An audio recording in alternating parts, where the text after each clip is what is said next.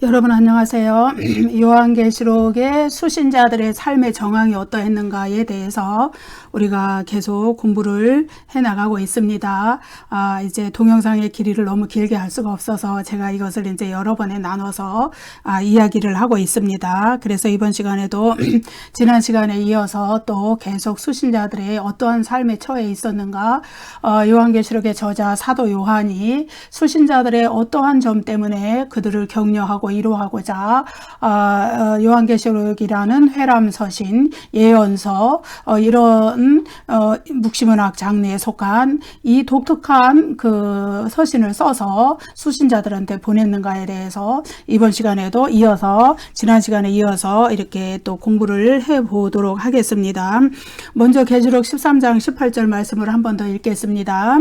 지혜가 여기 있으니 총명한 자는 그 짐승의 수를 세어보라. 그것은 사람의 순이 666이니라. 예, 그것은 사람의 순이, 이 말이 무슨 말일까요? 이 말은요, 인간이 이해할 수 있는 순이, 이렇게 해석해 볼 수가 있습니다. 그래서 인간이 이해하고 받아들일 수 있는 수다, 그 이야기죠. 그래서 요한계시록에는요, 이렇게 인간이 이해할 수 있는, 사람이 이해할 수 있는 몇몇 상징적인 숫자들이 이렇게 나오게 되거든요. 그 숫자들을 우리가 공부해 보면은 이 666이라는 글자가 정말로 무슨 어떤 독특하고 어떤 그런 이해할 수 없는 그런 글자가 아니라는 것을 우리가 알게 되는 것입니다. 그래서 이제 한 세 가지 예를 들어서 이야기를 해볼게요. 첫째로 그리스도의 재림의 때에 대한 얘기가 이제 성경에는 나오게 되죠. 그것은요, 다른 말로 표현하면 교회 시대의 지속 기간에 대한 말입니다. 여러분, 교회 시대라는 것은요, 예수 그리스도의 부활과 승천, 그때로부터 부활과 승천과 성령의 강림, 그때로부터 예수 그리스도가 재림하실 때까지의 그 지속되는 그 기간, 그 시대를 교회 시대라고 우리가 말을 해주는 겁니다. 그래서 예수님의 초림이 있었던 부활, 승천, 성령의 강림, 이 초림이 있었던 그 기간과 재림 사이의 기간, 다시 말해서 예수 그리스도께서 재림하실 때, 그거는 아버지도 모르고 아들도 모른다. 이렇게 하나님만이 아신다. 예수님께서 그렇게 복음서에서 그렇게 말씀을 하셨죠. 그렇게 말씀을 하셨지만은 그럼에도 불구하고 요한계시록의 독자들에게는 그 교회 시대의 지속기간이 언제까지인가, 그것을 풀 수 있는 일종의 암호 같은 숫자가 주어졌다는 거예요. 그것을 요한계시록에서는 3년 6개월이다, 42달이다, 1260일이다. 이런 상징적인 일종의 암호 같은 숫자예요. 말만 들어서는 우리가 알 수가 없는 거예요. 42달이라니. 3년 6개월, 42달, 1260일. 이거는 다 똑같은 기간입니다. 똑같은 기간.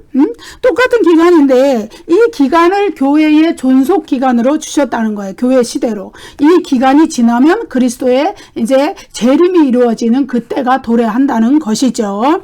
그런데 이 기간을 그리스도의 사역 기간에 비추어 우리가 생각해 볼 수 있습니다. 그리스도의 사역 기간은 그리스도께서 세례를 받으시고 또 모든 십자가의 구속 사역을 다 마치신 다음에 구속하고 승천하실 때의 그 기간이 3년여라고도 그러고 3년여의 기간이라고도 그러고 3년 반의 기간이라고도 그럽니다. 그 기간이 경과한 것을 비유로 해서 3년 6개월, 42달, 1260일 이런 상징적인 기간을 우리에게 주셨다는 거예요. 그래서 그 기간을 어디에다 비유를 하냐 하면은 오순절, 그리스도께서 부활하시고 승천하시고 난 다음에 오순절 성령 강림으로 인하여서 사람들이 성령 세례를 받은, 예수 그리스도도 세례를 받으시고 그 다음에 이제 사역을 시작하셨잖아요. 세례를 받으시고 승천하실 때까지의 기간이 3년 반인 것처럼 교회도 오순절 성령 강림으로 인한 성령 세례를 받은 때부터 예수님이 재림이 이르러서 재림 때 어떤 일이 일어나죠? 주님을 맞이하기 위해서 우리가 어떻게 해요? 구름 속으로 끌어올려 공중에서 주님을 맞이하잖아요. 그것을 승천이라고 그랬어요. 그런 그거에 비유를 한 거죠. 데살로니가 4장 16절 17절 말씀 제가 읽어볼게요. 주께서 후령과 천사장의 소리와 하나님의 나팔 소리로 친히 하늘로부터 강림하시리니 그리스도 안에서 죽은 자들이 먼저 일어나고, 이 부활을 얘기하는 겁니다. 그 후에 우리 살아남은 자들도 그들과 함께 구름 속으로 끌어올려 공중에서 주를 영접하게 하시리니. 예. 구름 속 재림과 더불어 예수 그리스도의 재림 때 공중으로 살아남은 자가 끌어올려 들어가는 그 사건이 있게 되기까지의 기간, 그 시대가 교회 시대라는 거예요. 그 시대가 1260일로 비유가 됐고 42달로 비유가 됐고 3년 6개월로 비유가 돼서 이렇게 요한계시록에 이게 나타납니다. 그것은 또 예수 그리스도께서 사역하신 그 기간, 세례를 받으시고 부활 사역을 그 십자가의 구속 사역을 마치시고 부활 승천하신 그 기간 3년 반 내 세월에 비유해서 그렇게 나타냈다는 거예요. 예, 그렇게 해서 이렇게 예수 그리스도의 재림의 때를 이런 암호와 같은 숫자들로 우리에게 상징적인 숫자로 요한계시록에서 나타내고 있다는 것이죠. 둘째로 14만 4천, 이건 인간이 이해할 수 있는 숫자로 주신 거예요. 사실 이것은 구원받은 하나님의 백성들의 총수라는 거 알죠? 아주 총 다 합한 수. 예, 그것을 상징적으로 나타낸 숫자라는 거예요. 여러분, 구원받은 하나님의 백성들이 진짜 실제적으로 숫자적으로 14만 4천이라는 건 그거는 언어 도단이에요. 그거는 이단적인 사고방식이에요. 그 숫자를 우리가 시온산에서 그리스도와 함께 시온산에 서 있는 14만 4천이 구원받은 자들이다. 그들만이 구원받은 자들이기 때문에 우리도 그 14만 4천에 들어가기 위해서 우리도 애써야 된다. 어떤 이단에서 그렇게 말하는 그런 사상이죠. 근데 그것은 그들을 실제적인 숫자로 이해를 하면 큰일이 나는 거예요. 그것은 상징적인 숫자입니다. 실제적으로 하나님의 그 구원받은 백성들의 총 숫자, 총 합계의 숫자는 누가 아시냐? 하나님만이 아세요. 그것은 하나님만이 아시지만 우리에겐 비밀로 감추어진 거예요. 디모데후서 2장 19절을 말씀 읽어볼게요. 그러나 하나님의 견고한 터는 섰으니 인침이 있어 일렀으되 주께서 자기 백성을 아신다. 주께서 자기 백성의 구원받은 총수의 합계는 하나님만이 아시는 비밀이에요. 인간은 절대 알 수 없어요. 그러나 인간이 이해할 수 있는 숫자로 상징적으로 나타낸 수가 14만 4천이라는 상징적인 숫자예요. 예. 그래서 사도 요한은 환상 중에서 무엇을 보았냐 하면은 그러니까 구원받은 인간의 총 합계의 수를 보아요. 그 수가 뭐라고 표현이 되어 나오냐 하면 계시록 7장 9절에 보면은 이일 후에 내가 보니 각 나라와 족속과 방언에서 아무도 능히 셀 수 없는 큰 무리가 나와서 흰 옷을 입고 손에 종려나무 가지를 들고 보좌과 어린 양 앞에 서서 하나님과 어린 양을 찬양한다 이래요. 예? 아무도 능히 셀 수 없는 큰 무리라는 거예요. 인간의 관점에서 절대 셀 수 없는 큰 무리예요. 그러나 하나님은 그 수를 아시죠. 그것은 비밀이에요. 하나님께 속한 하나님만이 아시는 비밀이에요. 근데 인간에게 그 비밀을 주셨는데 그것이 뭐냐 하면은 그 비밀 총수를 알려주신 게 아니라 그것을 상징적인 숫자로 나타내 주셨는데 그것이 14만 4천이라는 것이죠. 예.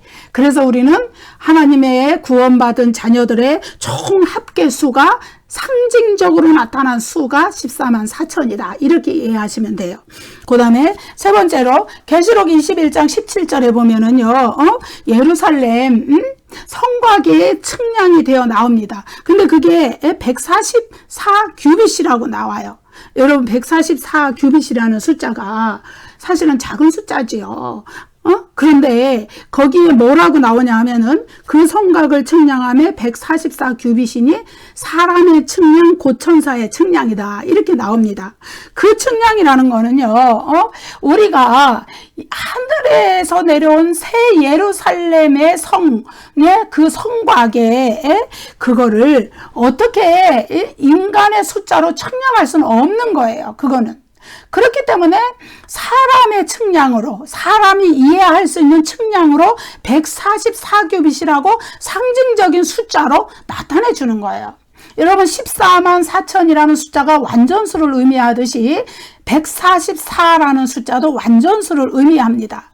그래서 이것은 하나님의 구원받은 백성의 총수, 완전한 그 수, 하나님이 구원하시기를 원하는 자들을 다 역사가 계속 진행되는 가운데서 구원하여서 완전한 하나님의 백성 공동체를 만드신 그 수가 14만 4천이라는 상징적인 숫자로, 사람이 이해하기에는 14만 4천이지만 하나님이 보실 때 그거는 실제적으로는 14만 4천이 아닌 거예요. 헤아릴 수 없는, 사람이 능히 헤아릴 수 없는 큰 숫자예요. 다만 인간이 이해할 수 있도록 14만 4천이라는 상징적인 숫자로 나타내 주셨다. 그리고 또 하늘의 성 예루살렘도, 새 예루살렘의 성곽도 실제로는 144규빗이라는 그런 작은 단위가 아니에요. 인간이 감히 측량할 수 없는 단위예요. 그렇지만 사람이 사람의 언어로 이해할 수 있게끔 상징적인 숫자로 나타내 주셨는데 그것이 144규빗이라는 거예요. 예.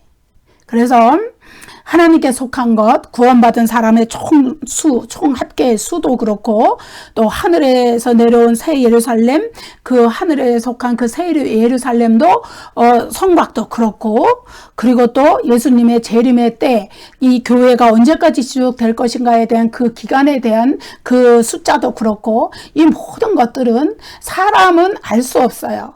오직 하나님께 속한 비밀이에요. 그렇지만은 사람이 이해할 수 있도록 사람의 수로 나타내 주셨다는 거예요. 그것을 상징적인 숫자로 표현을 해 주셨다는 거예요. 그래서 그것이 666에도 마찬가지로 적용이 된다는 거예요. 666이라는 숫자도 사람이 이해할 수 있도록 그렇게 상징적인 숫자로 나타내 주셨다는 거예요. 그래서 여기에 계시록 13장 18절에 그것은 사람의 순이 666이니라 이렇게 말씀을 하세요. 그래서 여러분 666은요 3중에 666이죠. 6이 3개가 666, 6이 3개가 모인 숫자란 말이에요. 3중에 666, 3중에 6, 6이 3개가 모여서 3중에 6인 666은요 하나님과 분리되어서 하나님의 형상을 담지 못한, 우리가 구원받은 하나님의 자녀들은 하나님의 형상을 회복하는 거예요. 본래 우리 인간은 하나님의 형상으로 창조되었죠. 창세기에서 보면은.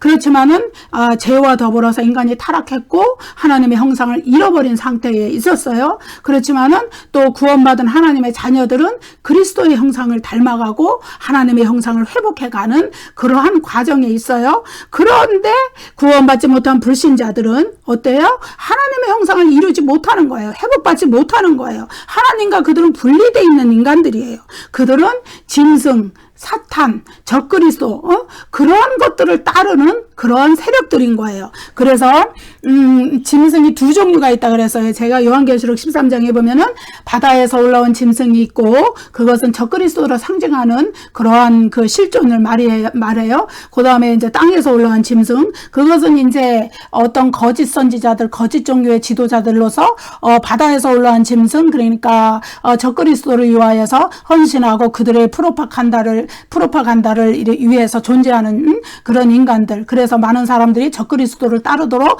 그 중간에서 거짓 선지자의 역할을 하는 그런 존재들. 그것을 땅에서 올라온 짐승으로 표현을 했거든요. 그것들을 추종하는 또 인간들, 불신자들이죠. 그들은 구원받지 못하는 자들이고 불과 유황못에 떨어지는 자들인데, 그래서 그러한 사탄, 짐승, 또 그 짐승의 추종자들, 불신자들, 이들을 총칭적으로 가르치는 숫자가 666이라는 거예요. 그래서 짐승과 그의 추종자들의 구원받지 못한 불완전함을 총체적으로 나타내는 숫자가 666이라는 거예요.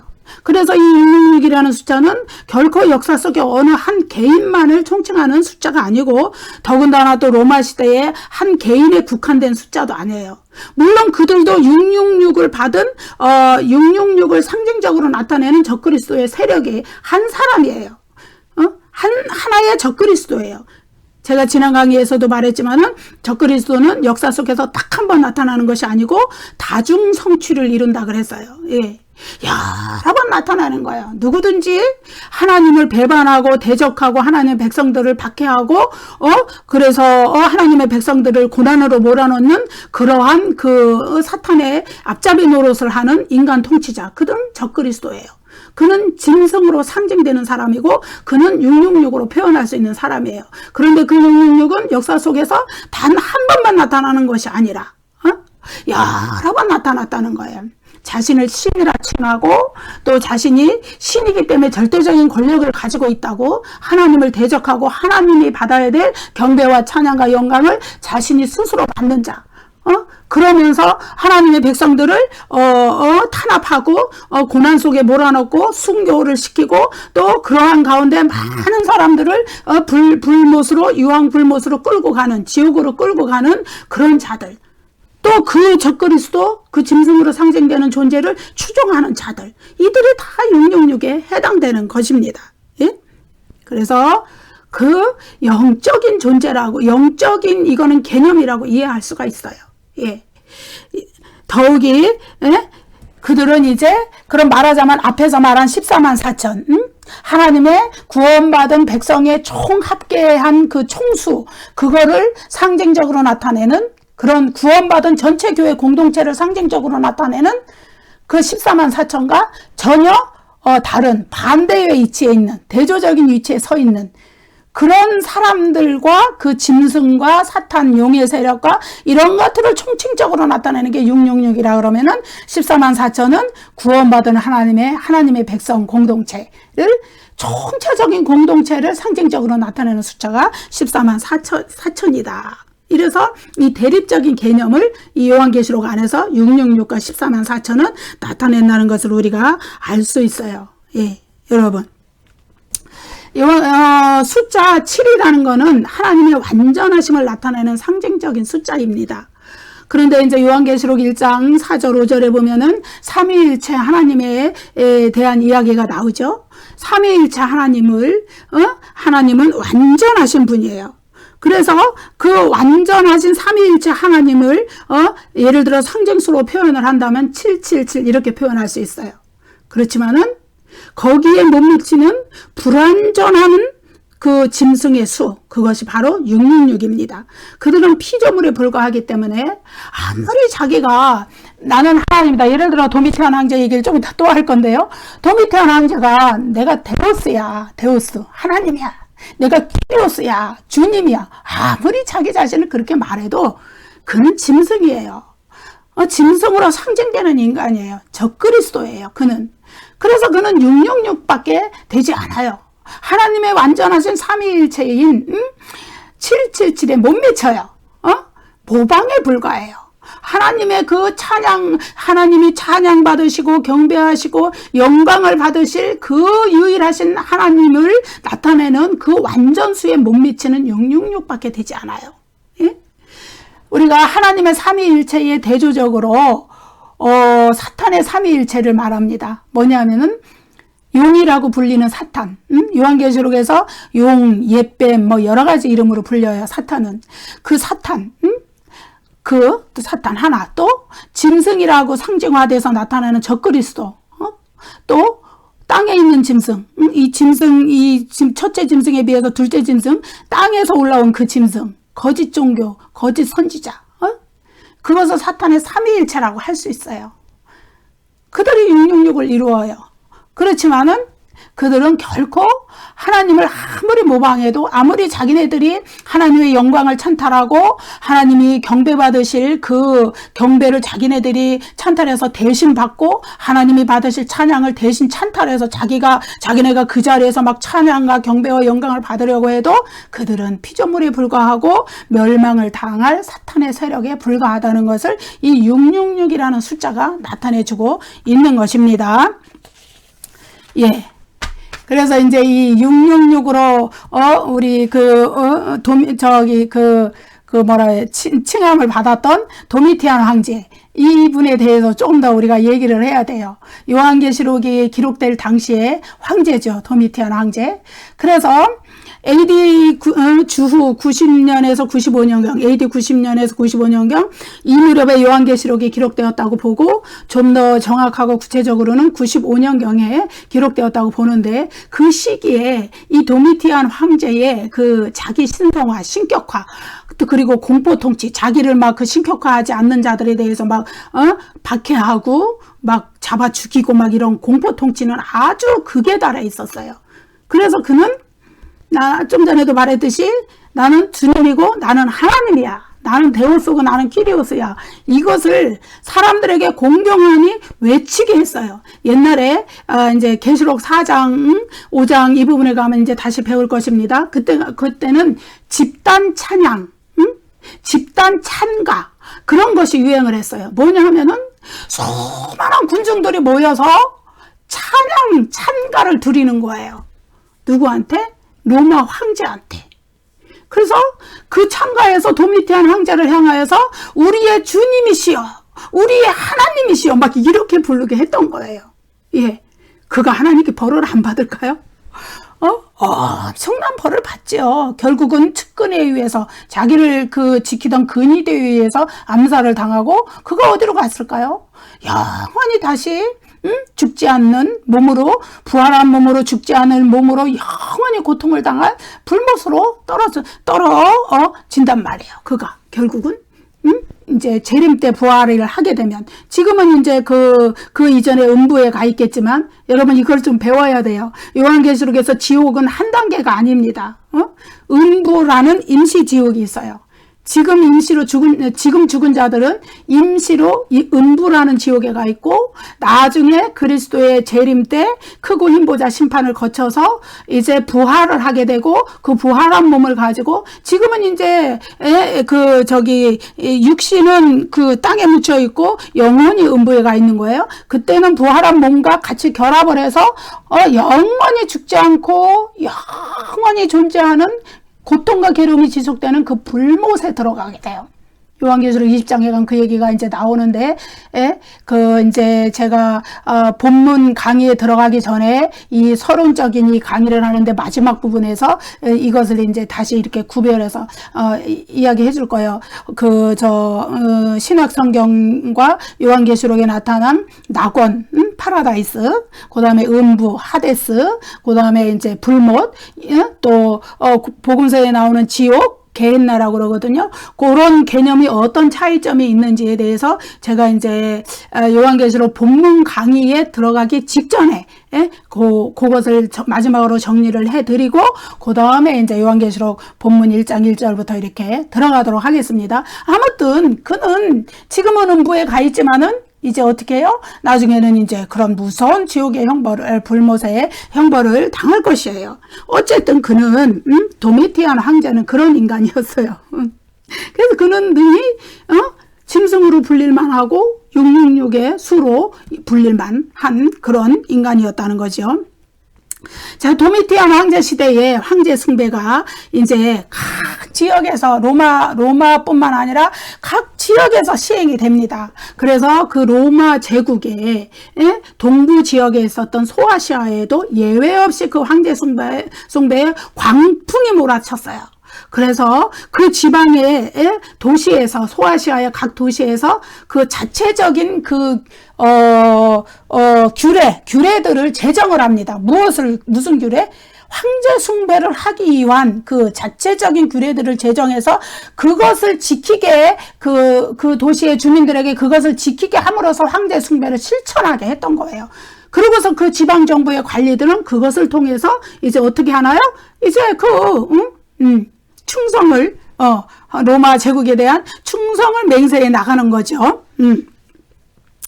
그래서 소아시아의 7교회, 그러니까 요한계시록의 수신자들이 살았던 그 도시들에도 황제 숭배의 광풍이 여전히 노출돼 있었다는 거죠. 그래서 당시에 그 소아시아 도시 중에 에베소와 서머나 이 두 도시는 굉장히 큰 도시였고 황제 숭배의 중심지가 되었던 도시예요. 우리 일곱 교회 중에 속해 있잖아요. 에베소 교회, 서머나 교회 속해 있던 곳이고 그 이외에 그 도시들 이외에도 그 소아시아의 각각의 도시들이 경쟁을 서로 했어요. 무슨 경쟁을 했냐? 황제 숭배의 신전을 세우기 위한 경쟁을 했다는 거예요. 황제의 신전, 황제 숭배의 신전을 세우기 위한 경쟁을 해서 그것을 서로 따내려고 경쟁을 해서 이제 로마 제국, 로마 황제의 충성 맹세, 충성 서약처럼 자신들의 충성심을 증명해 보이고 그렇게 함으로써 이제 로마 제국으로부터 황제로부터 이제 어떤 이권을 따내려고 그들이 통치자들이 서로 했다는 것이죠. 그래서 소아시아의 7 그 도시에는 우후죽순격으로 황제 숭배를 하기 위한 황제의 신전, 또 그 황제 숭배의 그 제사 의식을 수행하기 위한 제단들, 그리고 또 황제 숭배의 그 제사 의식 제의를 주관하기 위한 그 사제들이 있었던 거예요. 우리 그 구약 성경의 대제사장들처럼 그들에게도 황제 숭배를 위한 사제들이 존재를 했어요. 그래서 그 황제 숭배의 제사, 제의에 참여하는 것을 통해서 주민들은 충성을 맹세했고, 그렇게 해서 그 황제는 그들에게 무엇을 했냐? 은혜를 베푸는, 어떤 시혜를 베푸는 보호자로서 역할을 했다는 거예요. 그래서 주민들은 신실한 그리스도인들 말고 또 신실한 때로는 유대교인들을 말고 그 외의 주민들은 이제 서로 앞다투어서 황제 숭배의 제사에 자신들이 참여함으로써 자신들의 로마 제국에 대한 충성심, 또 로마 황제에 대한 충성심을 증명하려고 앞다투어서 자발적으로 거기에 참여했다는 것이죠. 그래서 도미티안 황제 시대에 황제 숭배가 아주 본격적으로 시행이 되니까 그리스도인들은 그것을 거부하니까 박해가 아주 전면적으로 결국은 도래하고 말았다는 거죠. 그래서 1세기 후반에 쓰여진 클레멘트 일서라는 그런 그 작품이 있어요. 거기에 보면은 도미티안 황제 통치하에서 교회에 대한 갑작스럽고 반복적인 박해가 시작이 됐다. 이런 기록이 있다는 거죠. 그래서 그 클레멘트는 자신들 앞에 뭐라고 써있냐면 자신들 앞에 사도 베드로와 바울이 순교한 시대와 같은 박해가 그런 영적인 싸움이 우리가 직면했다. 이렇게 기술을 해놓고 있어요. 사도 베드로와 바울이 순교한 시대는 바로 네로 황제의 통치 때 그때 기독교 박해가 일어났던 그 시대를 의미하죠. 그래서 황제의 숭배 제사에 참여하기를 거부하는 그리스도인들은요, 반국가적인 반역자로 낙인이 찍혀서 고발을 당했어요. 신문을 당하고, 심지어는 무신론자, 황제를 안 섬긴다 그래서 사실은 참 유일신 참 하나님을 섬기는 그들을 향하여서 무신론자로 규정을 하고 처형을 당했어요. 화형도 시키고 짐승에게 찢겨 죽는 일도 발생했고, 요한계시록 20장에 목베임을 당했다고 나오죠. 참수형을 당했다는 거예요.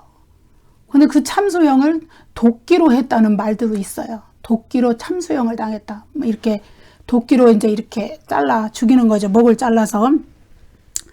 그래서 당시에는 황제 숭배뿐만 아니라 이교의 그 이교도들이 많았어요. 이교의 신전들. 그 신전들에 대한 제사도 완전히 성행했고 종교 혼합주의가 아주 극성했던 시대인데 그 시대에 그리스도에 대한 믿음, 하나님에 대한 믿음을 지켰던 그리스도인들이 어떤 고난에 직면했느냐.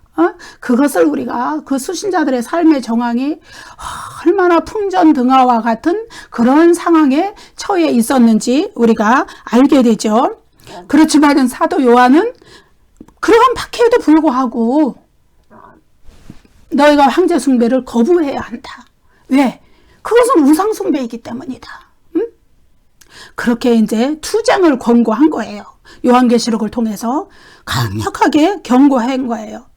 도미티안 황제는 자신을 가리켜서 데우스라 그러고 키리오스라 그랬잖아요. 내가 하나님이야. 내가 주님이야. 그러한 자를 숭배하는 것은, 그러한 자에게 전하는 것은 어떤 거예요? 바로 하나님을 섬기지 않는 하나님 외에 다른 신에게 그렇게 하는 것은 우상 숭배에 불과한 거예요. 예. 이방 그리스도인들은 처음에는 이제 조금 그것이 우상숭배가 아니고 우리가 속한 나라에 대한 그 황제에 대한 충성심의 표현이다 이렇게 생각하고 황제의 숭배에 참여하는 경향들이 있었어요. 그렇지만 이제 사도 요한의 이러한 지속적인 깨우침 때문에 이제 그들도 그것이 우상숭배라는 것을 깨닫고 황제 숭배를 거부하기 시작했고, 그래서 그들에게도 신앙의 위기가 어김없이 닥쳐왔다는 것이에요.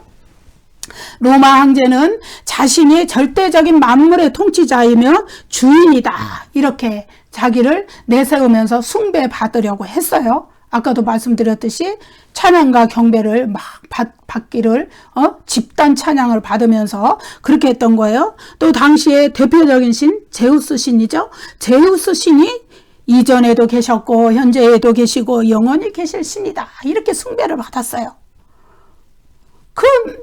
여러분, 그런 신은 요한계시록에서 이제 사도 요한이, 좀 이따 제가 그 구절들을 읽어드릴게요. 하나님과 그리스도만이 그런 신인 거예요. 제우스 신이 그런 신은 아닌 거예요. 그건 죽은 신이고 우상인 거예요. 그런 세상에서 그러한 우상 숭배와 맞서 싸우려는 그런 수신자들, 요한계시록의 수신자들은 이교의 신전으로 완전히 둘러싸여 있고 황제 숭배의 신전이 난무한 가운데 그들이 하나님만을 섬기는 믿음을 이렇게 고수해 나간다는 것이 얼마나 힘이 든 일인지 몰랐어요. 그래서 그들은 박해를 받을 수밖에 없었고 추방을 당하고 순교를 당하고 이런 위험에 노출됐죠. 예. 요한계시록에서 사도 요한이 유일신 하나님에 대해서, 그리스도에 대해서 굉장히 강조하는 구절들이 나오거든요. 제가 한 3군데 정도만 읽어드릴게요. 계시록 1장 8절, 주 하나님이 이르시되 나는 알파와 오메가라, 이제도 있고 전에도 있었고 장차 올 자요 전능한 자라 하시더라. 예, 시작과 나중이 되시고 마침이 되시고 세상을 창조하신 하나님, 전에도 계셨고 지금도 계시고 영원히 계실 분은 하나님 뿐이신 거예요. 주 하나님. 근데 제우스 신이 감히 어찌 자기가 전에도 있었고 지금도 있고 장차 있을 신이라고 그래요? 예, 굉장히 하나님을 모방하는 거예요. 이들은. 짐승의 세력들은 하나님을 모방하고 하나님이 받아야 될 모든 찬양과 경배와 영광을 자기들이 누리려고 하는 거예요. 그리고 계시록 1장 4절에도 나오죠. 이제도 계시고 전에도 계셨고 장차 오실리. 이것도 역시 사도 요한이 하나님을 가리켜 표현한 거예요. 그 다음에 계시록 22장 13절에 보면 나는 알파와 오메가요 처음과 마지막이요 시작과 마침이라. 이거는 이제 그리스도께서, 재림하실 그리스도께서, 계시록 22장이잖아요. 재림하실 그리스도께서 사도 요한에게 직접 말씀하신 거예요. 예, 그렇습니다. 우주를 창조하시고 창조 이전에도 계셨고, 그리고 역사의 과거에도 계셨고 현재에도 계시고 장차에도 영원히 계실 하나님과 그리스도, 삼위일체, 성부, 성자, 성령, 삼위일체 하나님만이 영원히 계시는 하나님이신데, 그 삼위일체 하나님만이 찬양과 경배와 영광을 받으실 분이신데, 감히 로마 황제가, 그리고 제우스 신이 자기들이 전에도 있었고 지금도 있었고 우리는 영원히 있을 신이다 이렇게 말하는 거예요. 예. 그래서 사도 요한은 죽기 살기로 그들과 싸우라고 하는 거예요. 이 세상에서 목숨을 잃어버리더라도 그들과 싸우라고 그러는 거예요. 그들에게 순종하지 말고 그들에게 절하지 말고 숭배하지 말라는 거예요. 왜? 우리에게 중요한 것은 영생이지. 이 세상에 잠시 있다 결국은 죽어서 무덤으로 갈 우리의 육신이 아니기 때문에 그래요. 이 세상에서의 목숨이 아니기 때문에 그래요. 예, 그렇습니다. 자, 우상 숭배의 위험에 처한 수신자들에게 사도 요한은요, 이제 요한계시록의 그 메시지를 통해서 주님을 향한 생명을 건 경배를 요구하는 거예요. 황제와 로마 제국을 향해서 경배하지 말라는 거예요. 그래서 여러분 그 요한계시록 4장과 5장을 나중에 공부하시게 되면은요, 하나님과 어린 양 그리스도를 향한 아주 웅장한 경배와 찬양과 그 영광 돌림의 장면들이 나와요. 왜 그런 장면들을 사도 요한이 강조해서 보여주냐 하면은요, 굉장히 그 요한계시록은 하나님에 대해서 찬양과 영광과 경배를 돌리는 그 장면들이 굉장히 여러 군데 나오고 그 찬양의 가사들이 여러 군데에 나와요. 이제 요한계시록 본문들을 공부해 나갈 때 하나하나 우리가 살펴보게 될 건데요. 왜 그런 것들이 나오냐 하면은 실제로 수신자들이 살아가는 삶의 현장에서 그런 하나님께 돌려줘야 될, 그리스도께, 어린 양 그리스도께 돌려줘야 될 찬양과 영광과 그 경배가 황제와 로마 황제와 이방의 신들에게 돌려지고 있었기 때문이에요. 예. 그래서 그들에게 그런 것을 돌리면 안 된다. 진정한 찬양과 영광과 경배를 받으실 분은 오직 보좌에 앉아 계신, 하늘 보좌에 앉아 계신 하나님이시고 어린 양 그리스도시다. 성부, 성자, 성령 삼위일체 하나님만이 우리의 경배와 찬양의 대상이시고 우리의 영광을 받으실 분이시지. 저들은 아니라는 거예요. 이 역사의 진정한 통치자, 우리 인생의 진정한 통치자, 우리 삶의 진정한 통치자, 우리 영혼을 주관하시는 진정한 통치자는, 우주 만물의 진정한 통치자는 오직 삼위일체 하나님뿐이시지 로마 황제가 아니라는 거예요. 저들이 지금은 비록 우리의 막 목숨까지도 좌지우지하고 우리의 삶을 좌지우지하고 운명을 좌지우지하는 그러한 통치자인 것처럼 보여도 그들은 멸망할 음녀에 불과하고 멸망할 짐승에 불과하다는 거예요. 그들이 아무리 로마 황제가 아무리 내가 주인이고 내가 하나님이라고 외쳐도 아니라는 거예요. 거짓에 불과하다는 거예요.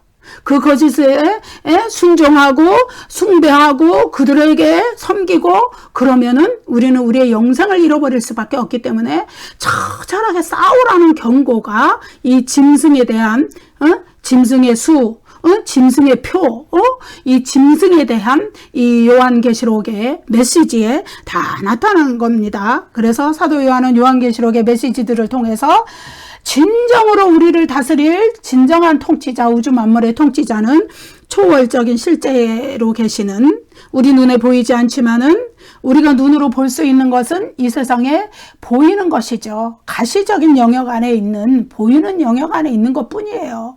그 보이는 영역 안에 있는 것들에 속아서 우리의 경배를 받아서는 안 되는 로마 황제한테 숭배의 경배를 드리지 말고 초월적인 영역에 계시는, 비록 우리 눈엔 보이지 않지만은 분명히 존재하시는 역사의 주인이시고 우주 만물의 통치자이신 그 하나님께 영광을 돌려야 한다는 것을 이렇게 사도 요한은 강조하고 있어요. 여러분, 이 시간에 이 강의를 마치려고 했는데 벌써 시간이 37분이 흘러가지고 이제 나머지 부분을 바로 이어서 다음 동영상에서 하도록 하겠습니다. 여러분 감사합니다. 구독과 좋아요를 눌러주세요. 바로 다음 동영상에서 뵙겠습니다.